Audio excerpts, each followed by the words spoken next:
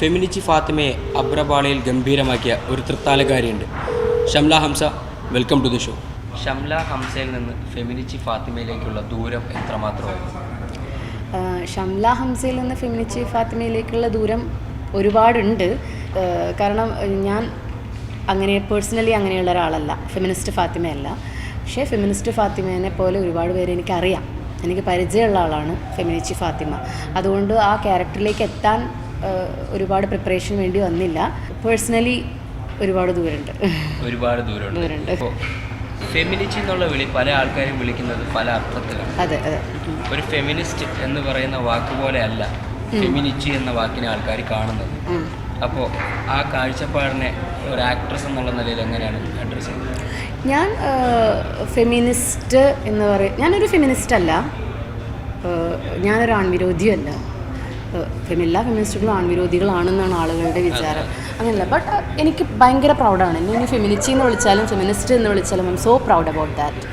പിന്നെ ഈ സിനിമയിൽ ഫെമിനിസം എന്ന് പറഞ്ഞാൽ ആണുങ്ങൾക്കും പെണ്ണുങ്ങൾക്കും ഒരുപോലെ ഉള്ള സംഭവമാണ്.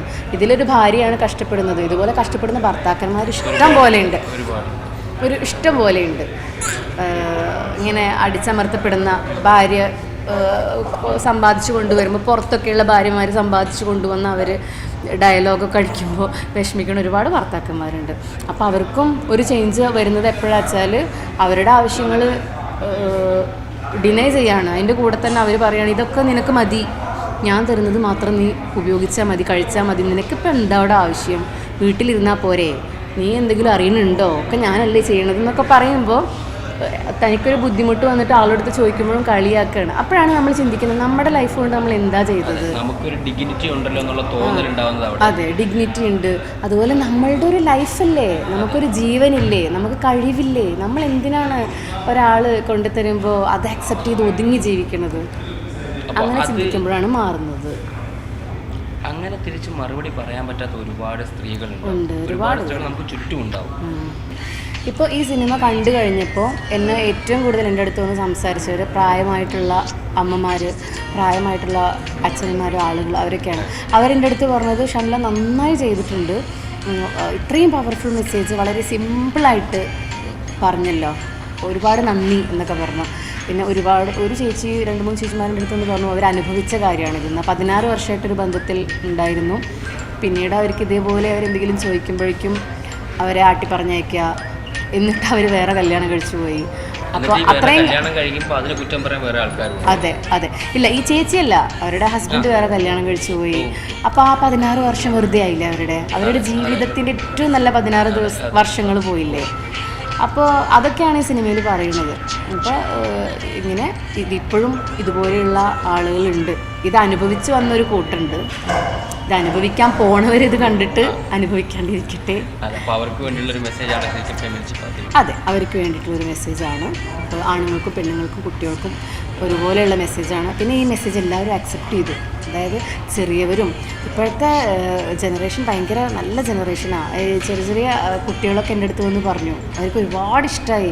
ഒരുപക്ഷെ അവരുടെ അമ്മമാരൊക്കെ ഇത് അനുഭവിക്കുന്നുണ്ടാവും, അമ്മമാർ അവർ കാണുന്നുണ്ടാവും, അച്ഛൻ ഇങ്ങനെ ഇതവിടെ അതെവിടെ. അപ്പം നമ്മൾ തന്നെ ചോദിക്കും നമ്മളുടെ പാരൻസിനോട്. ഞാൻ എൻ്റെ ഉമ്മനോട് ചോദിക്കാറുണ്ട്, ഉമ്മ എനിക്ക് അതെടുത്തതാ ഇതെടുത്തതാ.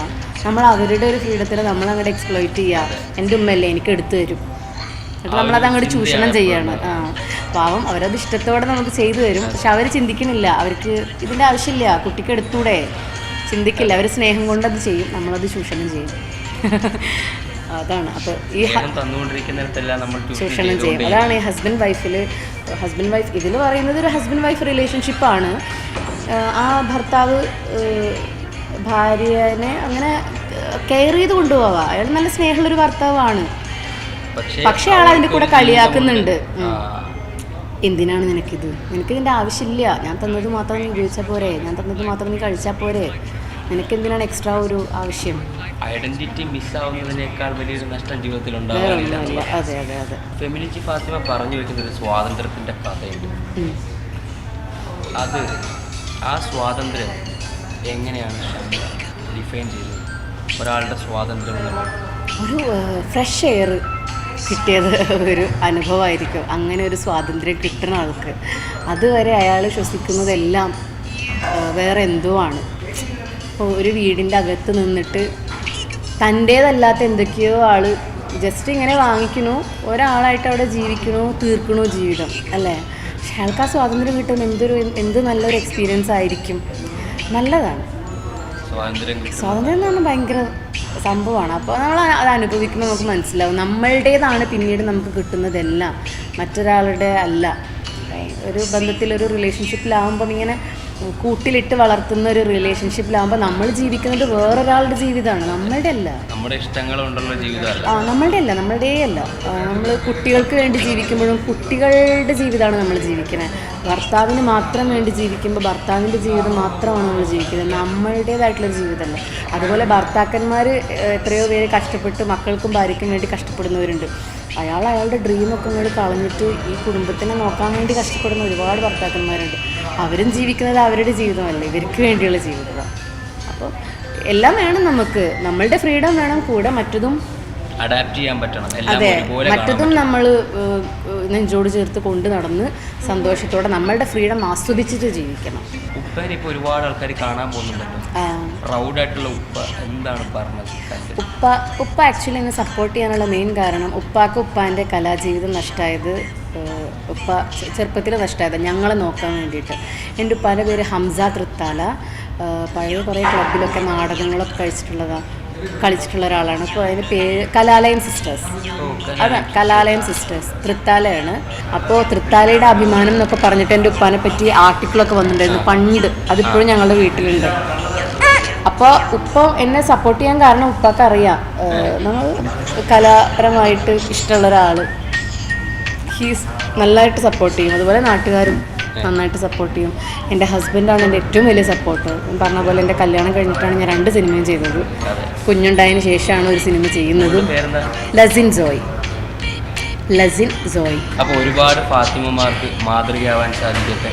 ഇനിയും ഒരുപാട് അർത്ഥതലങ്ങളുള്ള വ്യാഖ്യാനങ്ങളുള്ള സിനിമകൾ ചെയ്യാൻ സാധിക്കട്ടെ. All the best wishes. Thank you so much.